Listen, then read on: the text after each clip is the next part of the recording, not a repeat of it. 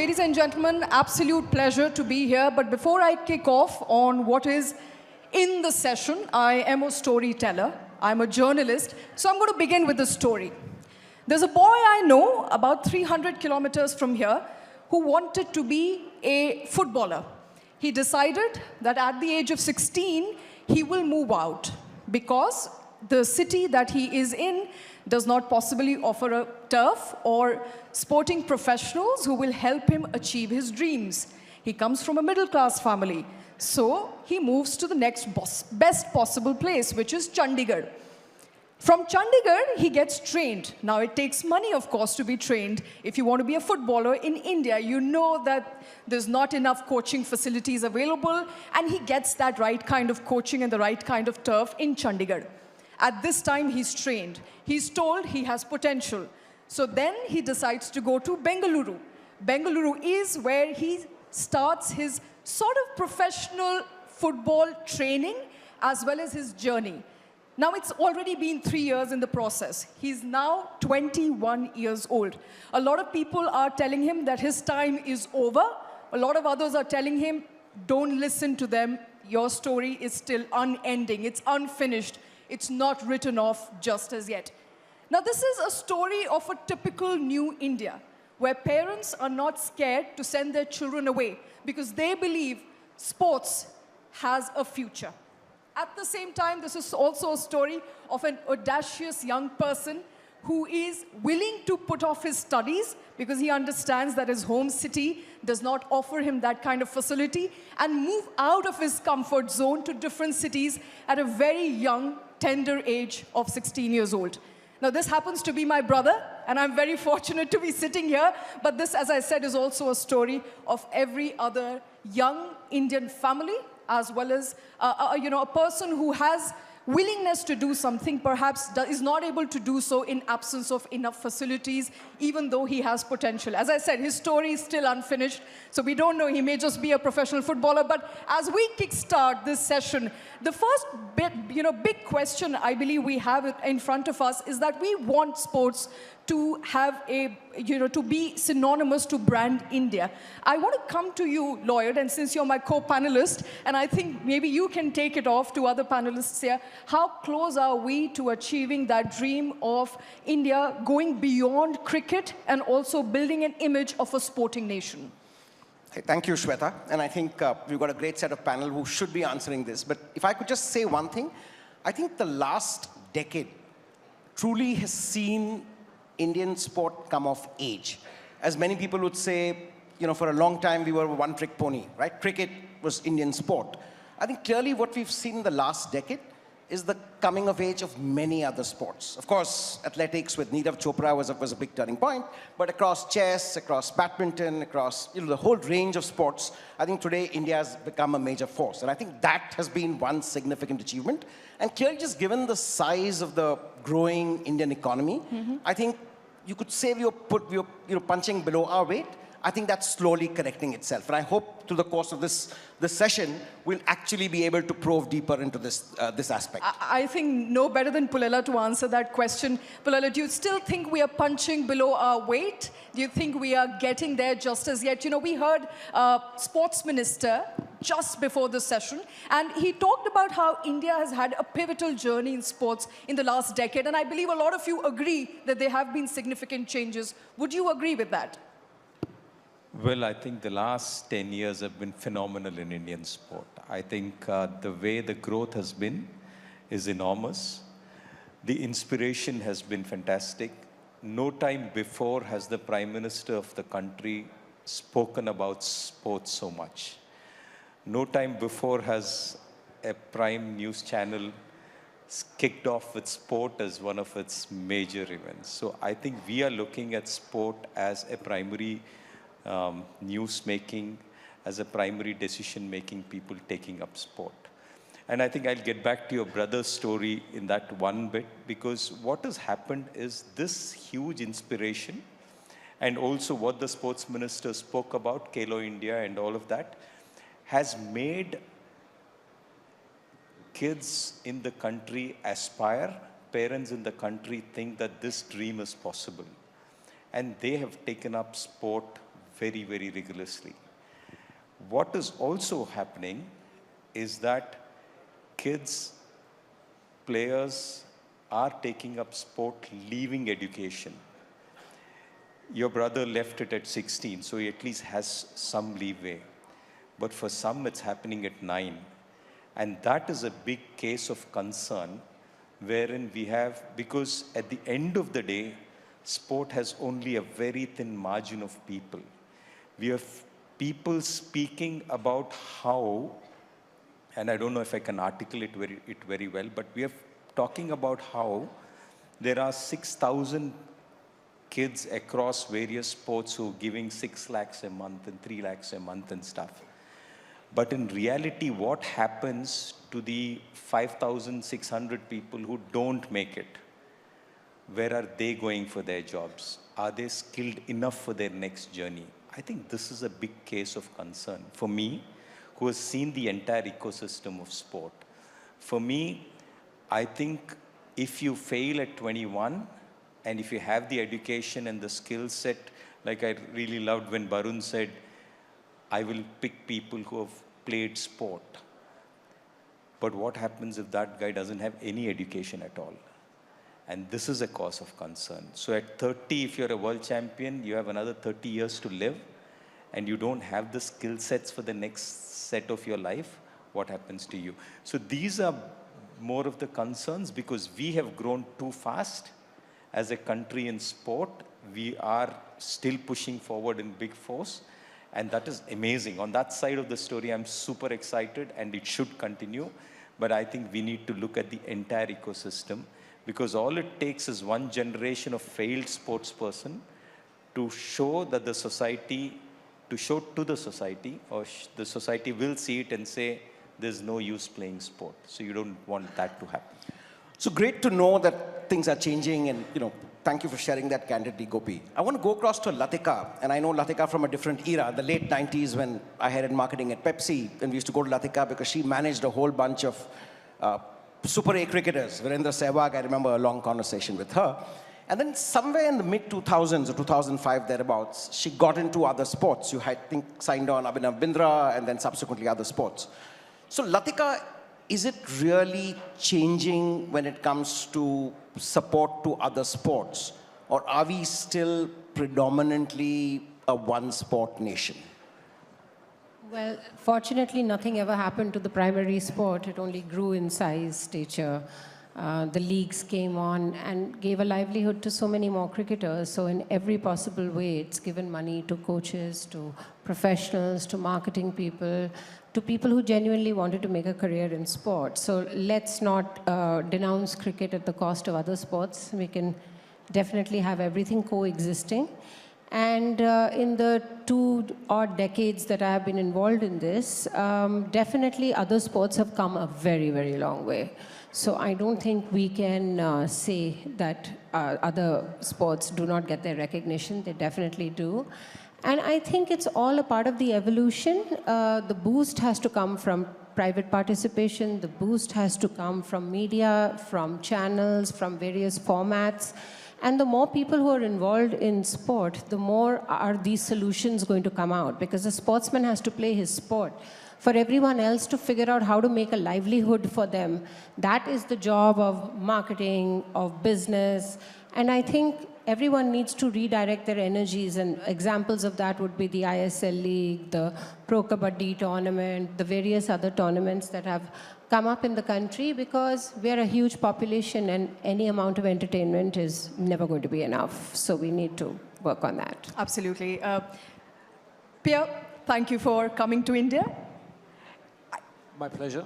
Well, I think as a country which is known for its cricketing fanfare and the currency that it has, the biggest sporting currency that it has, and it has continued to bank on it for a very long time, is cricket. We want to change that image. We want to go beyond cricket, and we are moving those strides. I mean, we've discussed all of that, and we will continue to. But as far as football is concerned, as you have been associated with one of the biggest football leagues in the world, how do we build an ecosystem where we can help nurture talent from the very grassroots level? So first and foremost, thanks for having me, and really impressed by this event. It's a great experience. And secondly, we should maybe touch base on your brother's career path for the future. Coming back to your question, how to build an ecosystem. Frankly, having tried to dig a bit deeper into the current situation of India's sports and your youth development system, I think let's say the foundation and the idea is exactly right. Looking at the idea of the Kilo India system, this is exactly what makes, I think, European sports successful. And then speaking maybe for Germany, because representing the second biggest football league in the world from Germany, this is how we build our ecosystem in terms of football, but also in sports. But it took a long time, right? It started right after World War II, like, you know, it took us several decades in order to, you know, lay the foundation of something we then, you know, were able to earn the credits from at a later stage. So I think that's the one part. The second part is, as Barun and the Minister of Sports exactly pointed out, it's about the events, getting the right events in. And yes, I think the ambition to have the Olympics 2036 is perfect, but there are so many other major events you could have and which could really help and make India benefit from. That's exactly the right way to do in order to get the attention from international, but especially also to build fandom and talent nationally. Thank you. Do you know, sorry, Lloyd, as far as fandom is concerned, with a show of hands, how many of you watch football? Religiously watch football? All right, I think those are half the hands down, but a lot of people are football lovers in the country. Even then, for some matter, and I spoke to my, you know, sports editor right before I got on this panel, because sporting is a self-admission, not something that I've done for a very long time. So she said that despite repeated efforts, for some reason, it just does not make enough money. So, you know, there is the value proposition, there's the economic sense to it, which happens to be missing. And we were discussing this before, you know, we came on the panel, that it's a classic chicken and egg situation to me. What do you do first? You pump in money, but then you also need enough reception, you also need enough revenues. But when the revenues only will come in when people are actually interested in watching. How do you break away from that conundrum? I think never an easy situation, and a great question that, Shweta.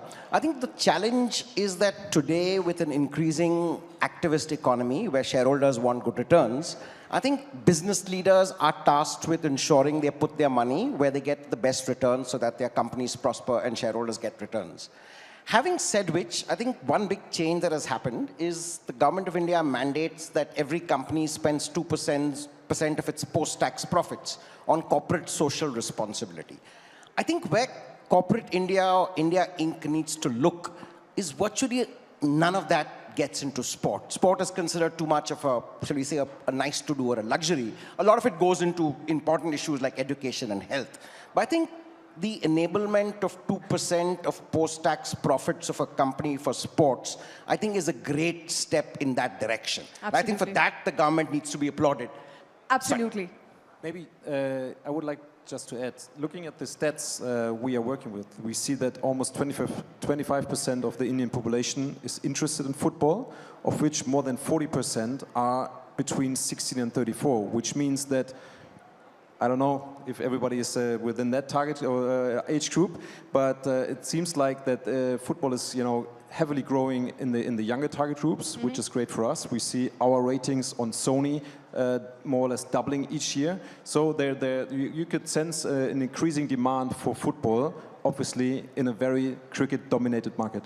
Absolutely. We have a very diverse group here, but I want to come to you, Markus. I understand you are actively engaging with India to facilitate, you know, people, young people especially, who want training in football to have a free flow from one country to another where they can get the right sort of training and then come back and perform in India. Talk to us a little bit about what you're doing with the government and with Indian institutions.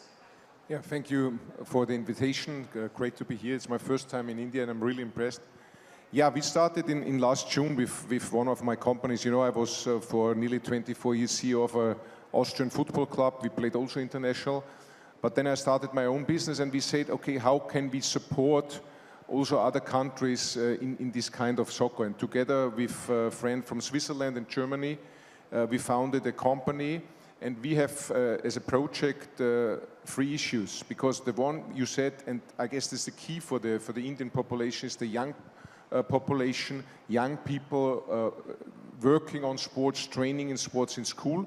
And what we want to provide is that regularly, not only one time, Indian kids who are selected here, who are trained here, can come for, let's say, 2 weeks to Austria, to Germany, to Switzerland, have training there, play there against youth academies, with the support like German Bundesliga, but also we talk to Austrian Bundesliga, to Swiss League, to give them a goal.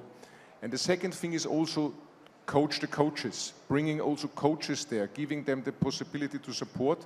And don't forget, sports is a business, sports is an industry.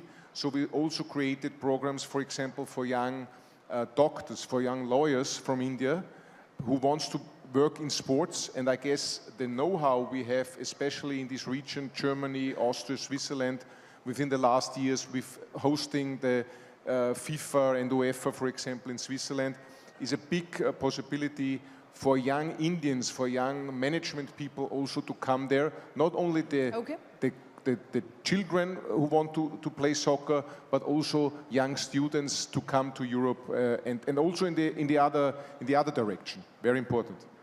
Thank you, Markus.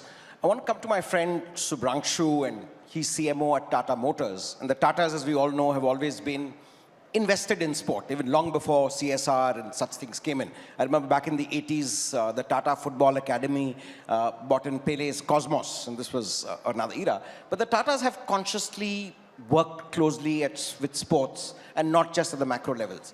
But as a marketer and a business person, Subhranshu, do you think corporate India does enough for sport? Not just in a manner of the kind of returns they get, but also in terms of what needs to be done to build sports, the whole sports ecosystem in the country? Well, purely as a marketer, I can say that the short answer is yes. Because today, the media ecosystem, all put together in terms of monetary value, is growing at about 15 to 16%, whereas the economy has grown by 7 to 8%. So you have the answer, it's a double the clock rate. But we must realize, you mentioned CSR and other efforts to promote sports, including the trebling of the budget from the government side. But as a marketer, I'm looking to reach them, audiences, premium advertising audiences. So there are 3 large trends which have shaped the sports ecosystem. One is India is getting more affluent. Even at 7%, we double the GDP every 10 years. Naturally, it leads to leisure, it leads to recreation, it leads to India pride, which is a very important thing. The second thing that's happened is digital and television have merged in many ways. Social networking became social media at the same time that television started getting more and more aggressively about premier events. So from a business standpoint, why we are interested in sports is to reach the right audiences, give them what is really pure play reality TV. There is an event happening, there is an undecided conclusion to it. There is a large fan audience, there are committed eyeballs. And that's very precious and advertising which you don't miss. But with the emergence of digital going into live broadcasting in sport, they're actually moving away from digital because it's not about cheaper click streams, it's not about take action now, it's about creating something that has cultural cachet, something that has uniqueness, finesse, and elevation. So that cultural sensibility and preciousness is incredibly important, and if a brand is meaningfully associated with a sport, it can really do magic for that brand. Terrific. I want to quickly get Gopi in, and as a sports superstar who brought us a lot of glory in a, shall we say, a less enabling atmosphere. And now as a sporting parent, your daughter Gayatri has achieved remarkably. What is your one big ask from policy makers, policy enablers, and from the corporate establishment? I mean, we've got Mr. Kant, we've got lots of big decision makers here. What do you think we need to do better to accelerate India's sporting prowess? I think from policymakers, there is one, maybe two things which I would think is important. And way back I had heard about Modi ji talking about a bridge being made. He said somebody who's making the bridge is different, somebody who owns, like the municipality owns it, the railways has to build it, the roads have to be, they're different people. So in a similar sense, for performance, there are too many people involved. There is associations, there's government, there's private parties, there's managers, there's the whole lot of ecosystem. So I think that needs to be streamlined. Because on one side is the corporate side, the marketing side, the entire ecosystem of very different things. But performance is purely another ball game. It needs a set of people who are really committed, whether it's players, whether it's coaches and support staff, and an ecosystem which builds performance. We need to keep that isolated from the rest of it. So I would really look at policy and say, boss, get this done for us. Okay. The second thing for me which would be important is that what happens to, because there are thousands and thousands of people who are taking up sport. A very small percentage of them are successful. What happens to the huge number which we don't make it? How are we going to ensure that their lives are secure? So this would be also something which I would want to really look at sports policy.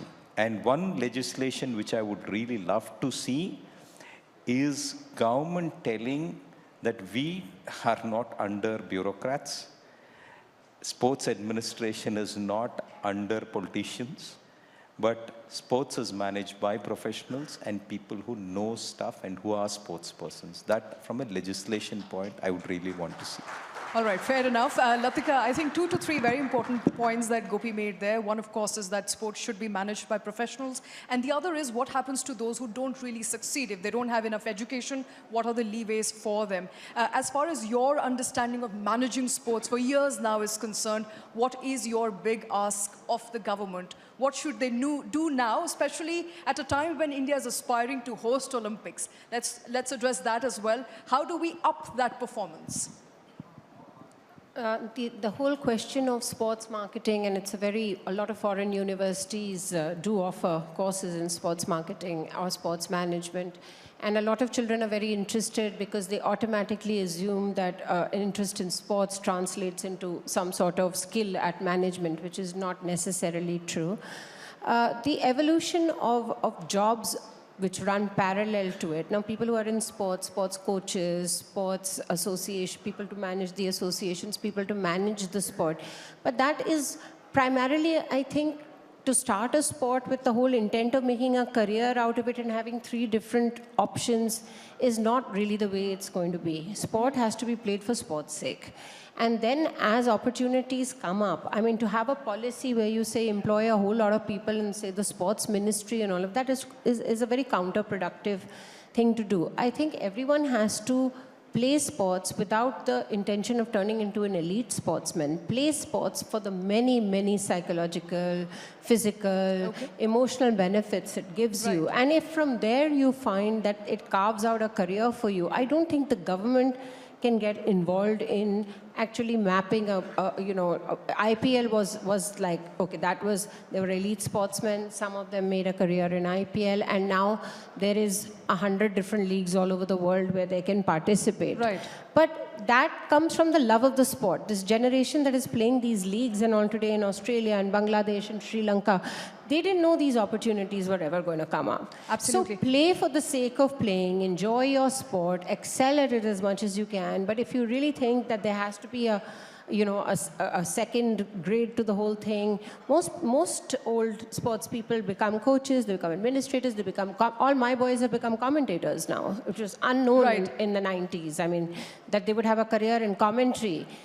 Let life take you where it goes. I mean, to make a policy and say if you don't make the League A, you'll do this, you'll do that, things will sort themselves out as they go along. Latika, thank you very much for that. Unfortunately, we've run out of time on this session, but thank you very much, all of you, for taking time out, for being here with us today. An absolutely wonderful session on what the future of sports is looking like. It is nice, it is bright. There's a lot of work that has been done in the last 10 years, perhaps lots more to do upcoming in the next 10. Thank you very much, all of you, for being a very patient audience. Thank you.